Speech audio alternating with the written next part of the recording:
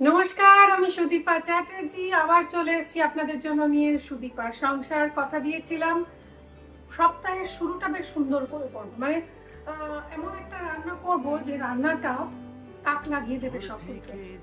কে বলে বাঙালিদের ভেজ রান্নার অভাব আছে? আমাদের ভেজ রান্না সকলকে তাক লাগানোর মতোই, এতটাই ভালো।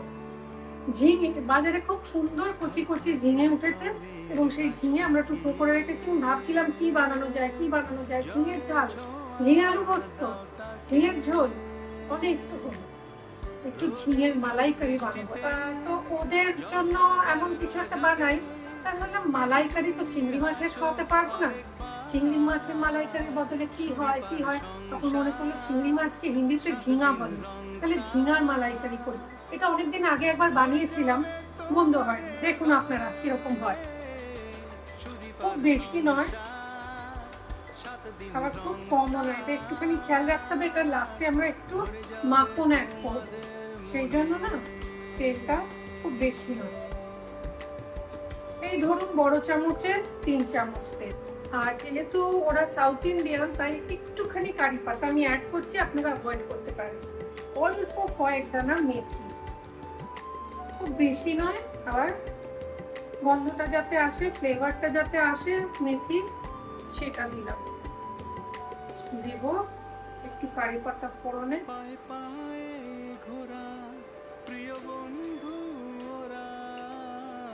এবার এক হাতে নেবেন ঝিঙেটা আর এক হাতে মুঠি আদা বাটা। আমি এইভাবেই বানাই দামাটা। ঝিঙেটা এক হাতে রেখেই দেবেন রেডি করে, সেটা তুলে একটু চড়বড় চড়বড় করবে। আপনাদেরকে ছিটকে আসার আগেই যেই একটু ভাজা ভাজা হয়ে যাবে ঝিঙেটা দিয়ে দেব। এবার যখন সুন্দর একটা আরোমা আসছে তখন নিশ্চিন্ত মনে এটাকে নাড়াচাড়া করুন। এতে হলুদ পড়ে না, আপনি চাইলে একটু দিতে পারেন। আমি যেমন একটু বাসন্তী কালার চাইছি তাই একটু সামান্য হলুদ দেব, খুব বেশি না, একটু হালকা হালকা রং হবে, ভালো লাগবে। চিংড়ি মাছের মালাইকারি যেরকম হয় এরকম। আর একটু এই ধরুন 1/4 টিস্পুন মতো। এবার একটু নাড়াচাড়া করে নুন দেব। নুন দিলেই ঝিঙের থেকে জল বেরিয়ে আসবে। মিচাইটের মধ্যে আলাদা জল না অ্যাড করতে, ঝিঙের জলেই এটা ঝিঙেটা সেদ্ধ হবে। ওকে, আন্দাজ মতো নুন আমি পুরো ফাইনাল যেরকম হবে সেরকমই দিচ্ছি। একটা জিনিস খেয়াল রাখবেন, শেষে একটু মাখন পড়বে। আর মাখন সল্টেড যদি হয়, মানে জেনারেলি আমরা বাড়িতে যে মাখন খাই তার মধ্যে নুন থাকে, তো সুতরাং সেই কথা মাথায় রাখতে হবে।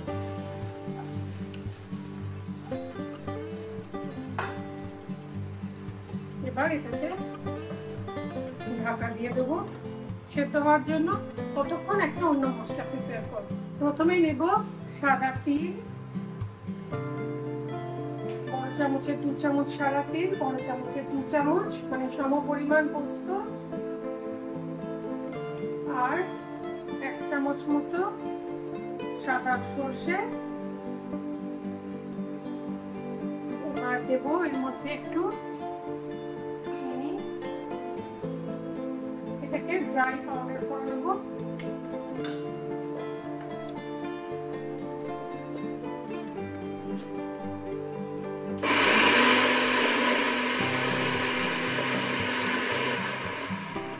এর সঙ্গে দেব 2টো শুকনো লঙ্কা, আবার ড্রাই পাউডার করব।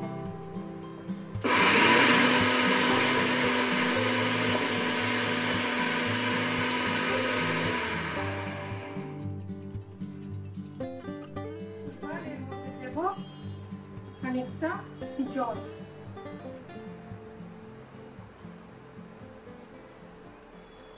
একদম মিহি বাটা হবে গ্যারেন্টি। তার সঙ্গে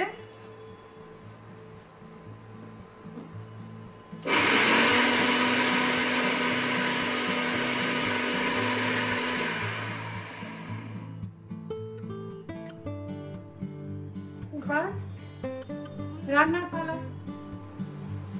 দেখুন ঝিঙে থেকে কতটা জল বেরিয়ে এসছে। এবার একটু মিক্স করে দেখুন কাঁচা হলুদের গন্ধ যেন না থাকে। যা ভালো গন্ধ বেরিয়েছে আদা বাটাটা, তার সঙ্গে মেথি। আহা, আমি গ্যারেন্টি দিচ্ছি আজকে তো আমি সত্যি ভাবছি যে দেখুন স্বামীর বন্ধু খেতে আসছে, সেখানে স্বামীর তো একটা বেশ হয় না, আমার বউ রান্না শো করে এত কিছু বলে রেখেছে, একটু তো চমকে দিতে হবে না। এবার এই যে পেশা মশলাটা, যার মধ্যে রয়েছে সাদা তিল, পোস্ত, শুকনো লঙ্কা, গোটা সর্ষে, সাদা সর্ষে, এটা মিশিয়ে দেব। এইবার ব্লেন্ডারটা না ধুয়ে এর মধ্যে আমরা দেব ডাবের মোটা যে শাঁস হয় না, যে শাঁসওয়ালা ডাব হয় কিনে আনবে, সেই মোটা শাঁস, এটাকে আমরা বেটে নেবো একটু, এবং একটু জল লাগবে।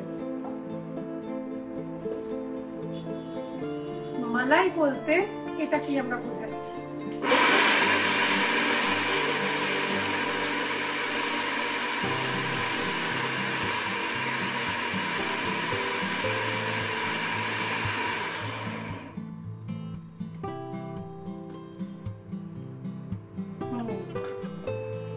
এবার এটাকে মিশিয়ে দেবো।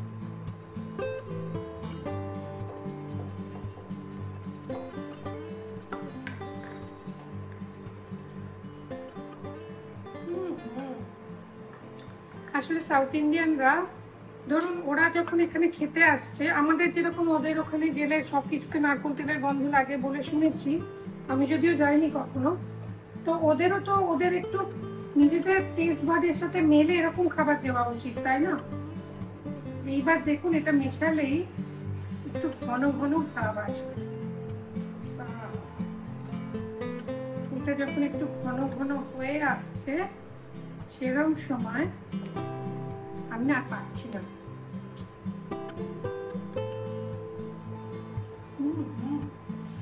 দারুণ হয়েছে। এর মধ্যে আমরা মেশাবো একটু, আমি দেখেছি আপনারা আমায় সবসময় বলেন সুদীপা নিরামিষ খাবারটা, কারণ মাছ মাংস হয় না, একটা বয়সের পর যখনই দেখবেন আপনার নিরামিষ খেতে বা নিরামিষ খাবার সবজির ওপর মন ভালো করে যাচ্ছে, মানে বারবার সবজি খেতে চাইছেন, তৃপ্তি হচ্ছে কে, তখন বুঝবেন আপনার মধ্য বয়স এসে গেছে। যেমন আমার এই যে নারকেলের দুধ, একটু দরাজ হাতে নারকেলের দুধ, ওরা ভাত দিয়ে খাবে তো তাই। আর নারকেলের দুধ না কিপটেমি করে বাঁচিয়ে রেখে কোনো লাভ হয় না, কিন্তু থাকে না একবার খুলে ফেলার পর। এবার দেবো এর মধ্যে একটু ছিঁড়ে ছিঁড়ে কারি পাতা। এটার জন্যই কারি পাতা, মেথি আর আদা মিশিয়ে একটা অদ্ভুত গন্ধ তৈরি করবে, কেননা ডাবের শাঁসের নিজস্ব কোনো গন্ধ নেই, পোস্তরও সেই অর্থে কোনো নিজস্ব গন্ধ নেই, সাদা তিলেরও নেই, তাই এটাকে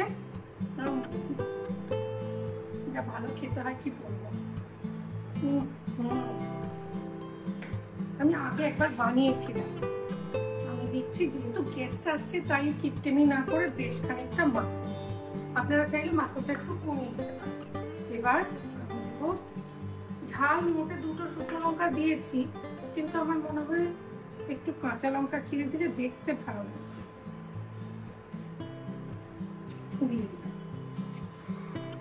ঢাকা দেব, এভাবে ফুটবে মিনিট 5, কম আছে, নিভু নিভু আছে, বাস সার্ভ করে দেবো।